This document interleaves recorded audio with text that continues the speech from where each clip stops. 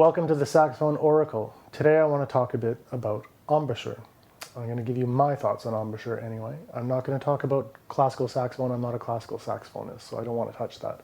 But if you play jazz music, pop music, rock and roll, anything like that, I want to talk about my thoughts on what you should be doing, or more importantly, not doing, with your embouchure. Embouchure is simply this, your lips and your facial muscles, what they're doing while we're playing saxophone.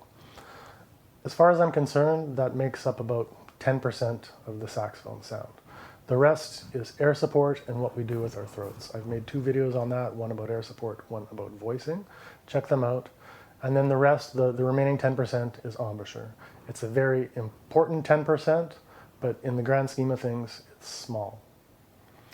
Okay, so as far as I'm concerned, embouchure, really, it's our lips are a gasket. We play a metal tube, we have a reed to vibrate, we need to deliver the air. So the lips deliver the air and they ensure that the air doesn't escape from the sides or whatever. That's all the embouchure should be doing.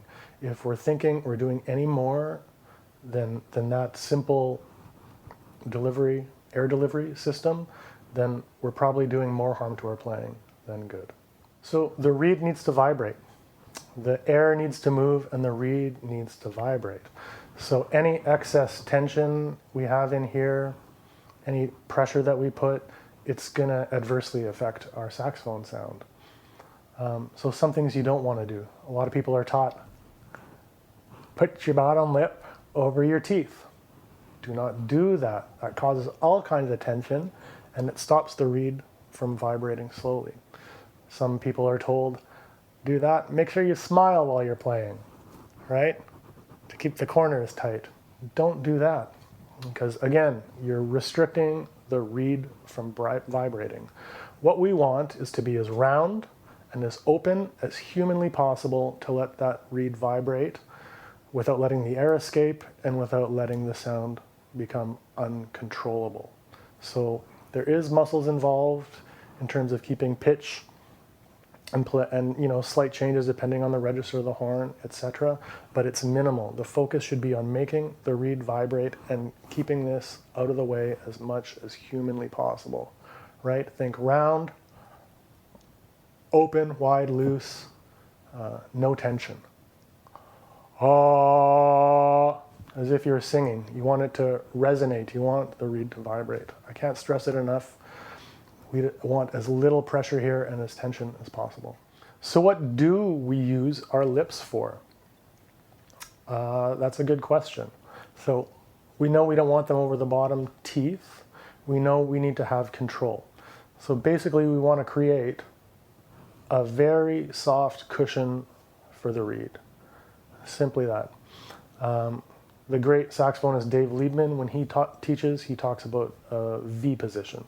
So your lips should be as if you're saying V, V, V. So slightly forward, not as forward as if you're going to kiss someone, but slightly back. So it's still relaxed, slightly forward, a nice, soft cushion. That's all we want to do. Nice soft cushion, enough pressure so that air doesn't escape. That's it, that's all. That is embouchure. One more thing to think about and consider when we're talking about embouchure is about how much mouthpiece we take into our mouth. So if you're playing alto or tenor or baritone, you have different size mouthpieces. If you take too little, then you're going to be restricting the reed and pinching it, and it's going to adversely affect the sound. If you take too much mouthpiece in, you won't be able to control your sound, right? You're going to sound like a beached, I don't know, a walrus or something. It's going to sound bad. So we want it where we can be relaxed, we can deliver the air without pinching the reed and still having control. So if you look at your mouthpiece, there is a point where the reed meets the mouthpiece and then all of a sudden the reed is separate. So all that needs to vibrate. So basically you want to ensure that you're taking enough mouthpiece so that the entire portion that is free of the mouthpiece can vibrate. And that's something you're going to want to experiment with. So when you're playing a long tone, experiment with taking little mouthpiece, a little bit more, a little bit more. Find the happy place where you can produce a sound with the reed vibrating as freely as possible while still controlling your pitch and the sound in general. Simple as that. Find the ideal spot. Experiment, okay? It may be different for everyone, but it's somewhere generally around where the reed and the mouthpiece are in constant contact. I'm going to give you 2 exercises on how we can help with our embouchure. So the first one is, I can't stop reiterating how important it is to be as loose as possible without restricting the reed, right? So one way we can check this, work on this, is if we're playing with full volume, good air support, if our embouchure is correct in the right place, the right amount of mouthpiece, etc., the right amount of pressure, we should be able to play all 3 octaves, slur all 3 octaves without changing anything here, right? The pitch might be a little silly at times, but you should be able to slur from middle C to low C, middle C, high C, back and forth. Same thing on B, D, whatever it is. And we're not changing anything here. So it's just all airflow. And we're changing the fingerings, but we're not touching anything with our embouchure, okay?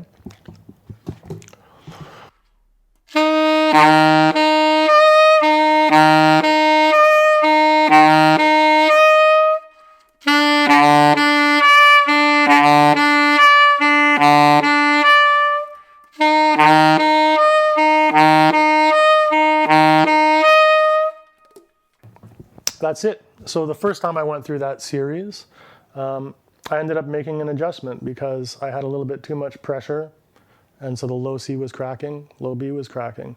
So I made the adjustment, and that's it. And so that's telling me that I have just the right amount of pressure, right? The air is not escaping the sides. My air is doing all the work. The fingering changes, but this stays here. So that's a sign of a good embouchure. So this is an exercise one of my teachers showed me a while ago, and I don't know exactly why it works or how it works, but what it does in terms of instant change, if you do this exercise, is dramatic in terms of how it helps your tone and your playing, like literally within seconds. So it sounds bad. It's going to be really hard to do and adjust to at first. But basically, I take an old crappy reed that I don't use anymore. I'm putting it on top of the mouthpiece, and I'm putting my top teeth on top of that reed. And then I'm going to play the saxophone. I'm going to play scales. I'm going to improvise. I'm going to play arpeggios. I'm going to play the top of the horn, the bottom of the horn. It's really hard. It's going to take a lot of air support. The air is escaping constantly. And I don't know, for whatever reason it is, if you do that for 5 minutes, when you take it away and go back to playing the saxophone normally, all of this relaxes. It puts an end to, if you have air escaping the sides, it just really centers the embouchure. It's quite an amazing thing to do. So let's try it.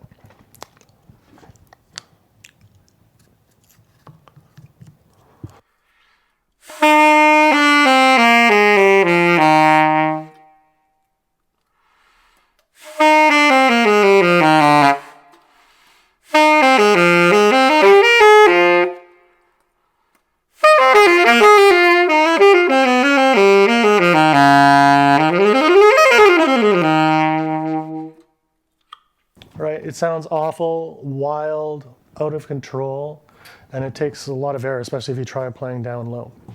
But then, for whatever reason, you put the saxophone back in your mouth normally, and it does wonders.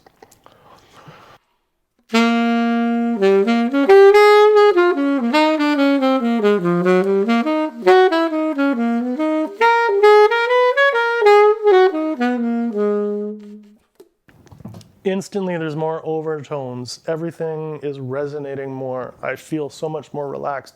No air escaping, right? It just really centers your tone. So it's something that if you do for 5 minutes, it's really going to help place everything. It's fantastic. So I highly suggest you try it.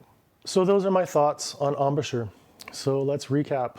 I think embouchure is only 10% of your saxophone sound, but it's a very important 10%. And the most important thing to concentrate on is getting it out of your way. We want to be as relaxed as humanly possible. We want to let the reed vibrate. We want everything to resonate while still maintaining control of our sound. Okay, so the thing, the V position I mentioned, soft cushion, practicing playing the note in 3 octaves, slurring it without changing your embouchure, right? Air support.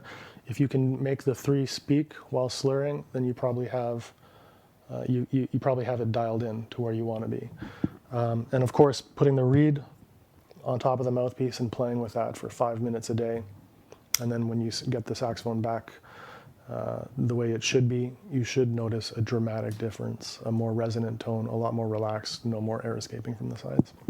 That's it. So if you found this helpful, please remember to like, share, and subscribe. If you've tried it, I'd love to know your experience, so leave a comment. If you have any questions about saxophone or jazz improvisation, email me or let me know. I would love to do a video on the topic in a future video. So I'm the Saxophone Oracle. Thanks for joining me, and happy practicing. All right, bye for now.